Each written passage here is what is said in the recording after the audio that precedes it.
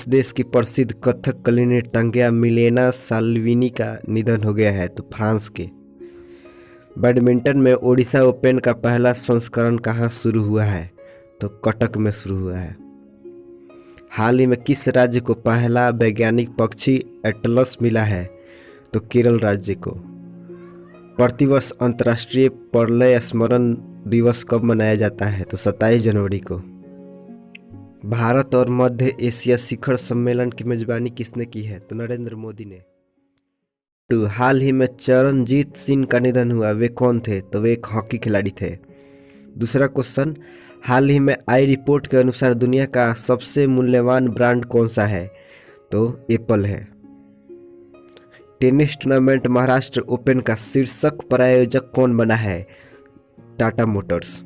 रूस, चीन और किस देश ने संयुक्त नौसेना अभ्यास चिरू 2022 आयोजित किया है? तो ईरान ने। A little boy of India नामक पुस्तक किसने लिखा है? तो रस्किन ब्रांड ने। किस देश ने भारत को सभी अनुबंधित 70,000 AK-203 असॉल्ट राइफल सौंपी है? तो रूस ने। भारत ने किस देश के साथ स्वास्थ्य अनुसंधान में सहयोग के लिए समझौता किया है? तो फ्रांस से। गूगल ने भारतीय एयरटेल में कितने अरब डॉलर का निवेश करने की घोषणा किया है? तो $1। हाल ही में जम्मू कश्मीर पुलिस ने वीरता के लिए कितने पदक जीते हैं? तो 115 पदक जीते हैं। हाल ही में किस देश के एयर एशिया ने अपना नाम बदलकर कैपिटल ए किया है? मलेशिया ने। लाला लाजपत राय की 197वीं जयंती कब मनाई गई है? तो 28 जनवरी को। हाल ही में निपर रिसर्च पोर्टल किसने लॉन्च किया है? तो डॉक्टर मनसुख मांडविया ने। हाल ही में किस देश ने तेल रिसाव के कारण पर्यावरण आपातकाल की घोषणा किया है? तो पेरू ने। हाल ही में किस राज्य के सतमंगलम टाइगर रिसर्च ने TX2 पुरस्कार जीता है? तो तमिलनाडु के। हाल ही में किस देश में ऑनलाइन सेफ्टी बिल लागू हुआ है? तो ऑस्ट्रेलिया में। हाल ही में दक्षिण मैबुगांग किस राज्य का पहला ODF प्लस गांव बना है? तो मिजोरम का।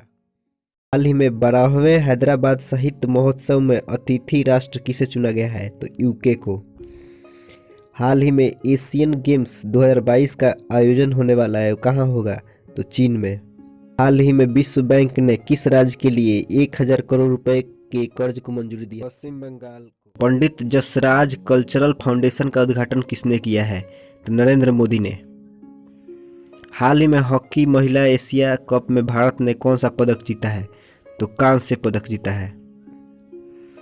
भारत सरकार ने आधिकारिक तौर पर एयर इंडिया को किसे सौंप दिया है? तो टाटा ग्रुप को। किस देश के पूर्व कप्तान पर ICC के 3.5 साल की प्रतिबंध लगाया गया है? तो जिम्बाब्वे के। प्रतिवर्ष शहीद दिवस कब मनाया जाता है? तो 30 जनवरी को। भारत सरकार ने मुख्य आर्थिक सलाहकार के रूप में किसे नियुक्त किया है? तो अनंत नागेश्वरन को।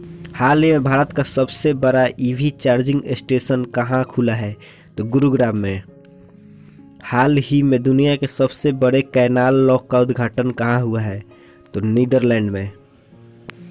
ऑस्ट्रेलिया ओपन 2022 टेनिस टूर्नामेंट का मिश्रित युगल चैंपियनशिप का खिताब किसने जीता है? तो इवान डोडिंग और क्रिस्टीना मल्देन। हाल ही में डेटा गोपनीयता दिवस कब मनाया गया है?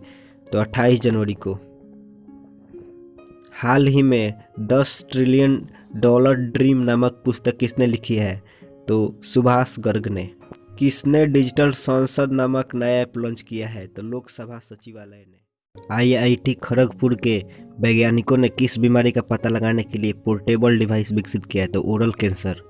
संयुक्त समुद्री अभ्यास पश्चिम लहर XPL 2022 का आयोजन किसने किया है? तो भारतीय नौसेना ने। भारत और किस देश की मुक्त व्यापार समझौते की पहले दौर की वार्ता संपन्न हुई है? तो यूनाइटेड किंगडम। किसने गगनयान मिशन के लिए तरल प्रणोदक आधारित विकास इंजन का परीक्षण किया है? तो इसरो। हाल ही में खबरों में रहे आदिवासी ध्वज में कौन सा देश जुड़ा है? तो ऑस्ट्रेलिया।